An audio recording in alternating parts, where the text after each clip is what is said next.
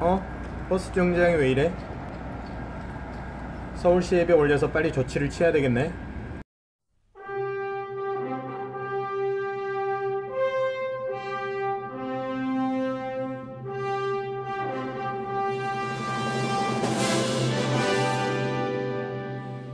애니띵 노하우는 살면서 체득한 각종 노하우를 여러분과 공유하는 채널입니다. 생활에 잡다한 지식, 취미, 업무, IT 등에 관련한 온갖 자질구레한 노하우를 공유하겠습니다. 여러분의 삶에 조금이라도 도움되시길 바랍니다. 그리고 구독과 좋아요는 컨텐츠를 만드는 데 많은 힘이 됩니다.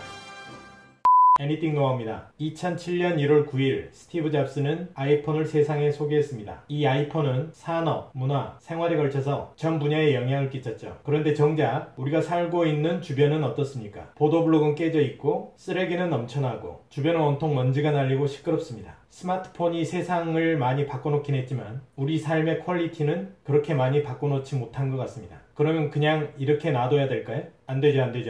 우리는 이 세상을 바꿔야 됩니다. 스마트폰에 지금 소개해드릴 이 앱 하나만 깐다면 우리는 세상을 바꿀 수 있을지도 모릅니다. 그럼 한번 알아보도록 하겠습니다. 바로 서울 스마트 불편 신고입니다. 물론 서울에 국한되는 앱이긴 합니다만 이런 앱을 사용해서 많은 부분이 개선이 될 수 있다면, 그리고 많은 시민들이 이런 앱을 사용을 하고 있다면 다른 지자체에도 이런 앱이 확산될 거라고 믿고 있습니다. 저는 이 앱을 2016년 10월부터 사용을 했습니다. 그리고 지난 1년 동안에 제가 출퇴근하는 1.6km의 도로에 파손된 보도블록이나 찌그러진 볼라드들, 그리고 각종 쓰레기, 그리고 조경수 등등의 많은 부분을 이 앱을 통해서 개선할 수 있었습니다. 이렇게 깨진 보도블록들을 이렇게 수리해서 깨끗하게 정비를 받았고요. 그리고 보도블록들이 이렇게 탈락된 부분들도 이렇게 시멘트를 사춤해서 제대로 고정할 수 있었습니다. 그리고 이렇게 30도 정도로 뉘어있는 볼라드들도 이렇게 제대로 말끔히 개선할 수 있었습니다. 맨홀 주변에 깨진 보도블록도 이렇게 말끔히 개선을 해서 보행자들이 안전하게 통행할 수 있도록 개선했습니다. 영상에서 보시듯이 아주 튼튼하게 고칠 수 있었습니다. 그러면 서울 스마트 불편 신고 앱을 사용해 보겠습니다. 아마 이 앱을 사용하는 경우는 두 가지 경우 정도 될 것 같은데요. 불편함을 느낀 장소에서 바로 직접 이 앱을 사용을 해서 사진을 찍고 신고를 하는 경우가 있을 테고요. 다른 하나는 미리 그 불편함을 느낀 부분을 사진을 찍어뒀다가 나중에 다른 장소에서 이 앱을 사용을 해서 사진을 올리고 신고를 하는 경우가 있을 겁니다. 저는 지금 후자의 경우인데요. 미리 아까 버스 정류장에 보도블록이 탈락한 부분을 사진을 찍어뒀고 지금 이제 다른 장소에서 사진을 올리고 신고를 하려고 합니다. 그러면 서울 스마트 불편 신고 앱을 작동시켜 보겠습니다. 먼저 앱을 가동을 하면 위쪽에는 불편함에 대한 카테고리가 제일 위쪽에 있고요. 생활불편이냐, 민생사범신고냐, 안전신고냐를 선택을 해서 민원을 진행하시면 되겠습니다. 저는 생활불편에 대한 사항이니까 생활불편을 클릭을 하고 들어가겠습니다. 그리고 위치를 선택을 해주시는데요. 위치는 지금 제가 장소를 이동을 했기 때문에 위치를 선택을 해서 들어가게 되면 현재 위치가 뜨게 됩니다. 그래서 아까 사진을 찍어 두었던 장소를 다시 선택을 해줘야 됩니다. 예전에는 사진을 먼저 올리게 되면 그 사진에 GPS 정보가 있을 경우에 이 위치에 그 장소가 선택이 돼서 자동으로 나왔었는데요. 언젠가부터 그 기능이 제대로 좀 작동을 안 하는 것 같습니다. 어쨌든 위치를 클릭을 해서 들어가면 현재 위치가 나오게 되는데요. 아까 제가 사진을 찍어두었던 장소를 찾아가 보도록 하겠습니다. 아까 이 호텔 앞이었던 것 같은데요. 호텔 앞부분을 선택을 해줬습니다. 그러면 지금 이 호텔 부지에 대한 주소가 이렇게 등록이 됐습니다. 대부분 도로를 클릭을 하실 때 조심을 하셔야 될 게 도로는 지번이 굉장히 넓기 때문에 사진을 찍으셨던 장소가 굉장히 광범위하게 나오게 됩니다. 이렇게 이제 포인터로 그 위치가 찍혔다고 하더라도 이 민원이 제기됐을 때 공무원한테 뜨는 위치는 광범위한 위치가 뜨게 된다는 것이죠. 그래서 이렇게 위치를 선택을 한 다음에 이 선택된 위치에 대한 화면을 캡처를 해서 사진과 함께 등록을 해주시는 게 굉장히 중요합니다. 그러면 이 위치를 캡처를 하도록 하겠습니다. 캡처를 했고요. 그러면 확인을 눌러주도록 하겠습니다.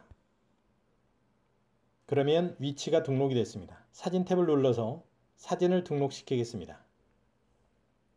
이 사진 탭에는 사진이나 동영상을 같이 올릴 수 있는데요. 용량은 60메가 이하로 등록이 되기 때문에 동영상 같은 경우에는 용량을 짧게 하셔서 올리시는 게 중요할 것 같습니다. 저는 사진으로 올려보도록 하겠습니다. 사진 탭을 누르시면 항목에 사진 촬영, 사진 목록, 동영상 촬영, 동영상 목록 항목이 있습니다. 현장에서 바로 올리실 때는 사진 촬영이나 동영상 촬영 탭을 눌러서 직접 촬영을 하시면 되겠습니다. 그리고 저는 미리 사진을 찍어뒀기 때문에 사진 목록이나 동영상 목록에서 파일을 찾아서 올릴 예정입니다. 저는 사진을 올리겠습니다. 사진 목록으로 들어가세요. 아까 찍어뒀던 사진을 선택을 해주겠습니다. 그리고 두 번째 사진도 선택을 해줬습니다. 그리고 세 번째 사진은 그 위치를 캡처해뒀던 지도를 선택해서 올려주도록 하겠습니다.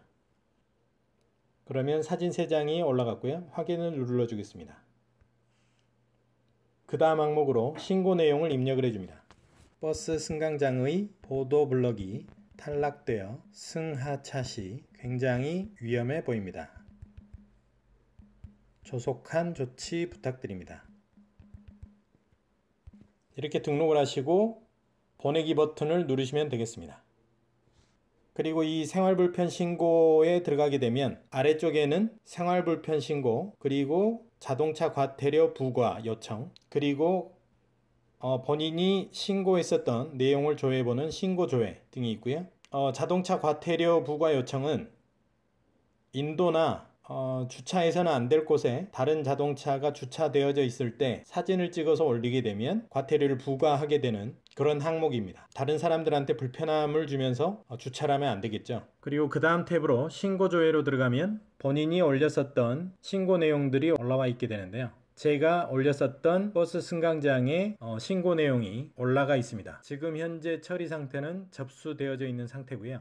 이렇게 신고를 하면 서울시에서 관할 부서를 선택을 하게 되고 서울시에서 처리할 수 있으면 서울시에서 처리를 하고 아니면은 자치구로 넘기게 됩니다. 자치구의 각 담당 부서에서 어떻게 처리하겠다고 문자를 보내고 그리고 처리 후에도 사진과 문자로 잘 처리됐음을 알려줍니다. 조금만 신경 쓰면 그리고 조금만 시간을 내서 이 앱을 사용을 해서 불편함을 신고를 한다면 그리고 서울시의 많은 사람들이 이 앱을 사용을 한다면 아마 우리가 살고 있는 서울은 몰라보게 달라질 겁니다. 그렇게 우리는 세상을 바꿀 수 있습니다. 오늘 영상은 여기까지고요. 많은 도움 되셨길 바랍니다. 그럼 다음 시간에 뵙겠습니다.